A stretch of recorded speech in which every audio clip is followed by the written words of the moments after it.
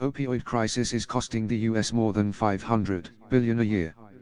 According to this latest report, the ongoing opioid crisis is costing the US $500 billion a year, annually.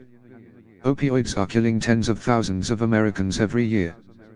President Trump has declared the opioid crisis a war on American citizens and has vowed to pour various resources in order to combat this deadly epidemic, though it remains to be seen if Congress is willing to go along with measures in which Trump wishes to take against opioid addiction, which is mainly among whites, with a certain percentage of African American, Latino, and Asian individuals.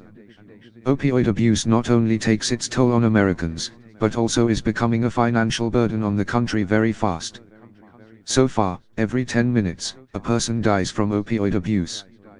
Mayor Bill de Blasio is seeking $500 million lawsuit against opioid manufacturers and distributors in order to cover the costs New York City has suffered as a result from opioid abuse among its citizens, eerily similar to the crack epidemic that has rampaged throughout the city in the 80s to early 90s, although the chances of opioid abuse reaching that level is unlikely.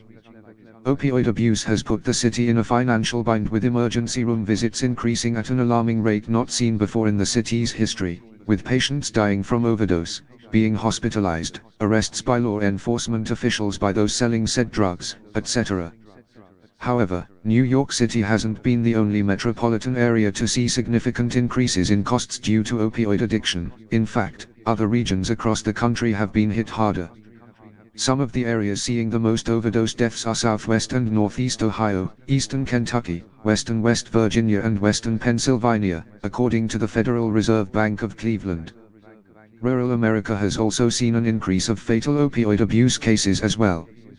Although many news media outlets have claimed that the increase in opioid abuse didn't become rampant due to increasing worries about the nation's economy, several studies have shown that the current American economic climate, what with the recent losses in the stock market, has caused many Americans in urban and rural areas to turn to drugs and alcohol, including opioids, in order to cope with stress over the US economy. Not to mention the fact that America's middle class is shrinking to almost Great Recession levels. So, what do you think? Put your thoughts in the comments below, visit the link to the original article in the description box, and please subscribe.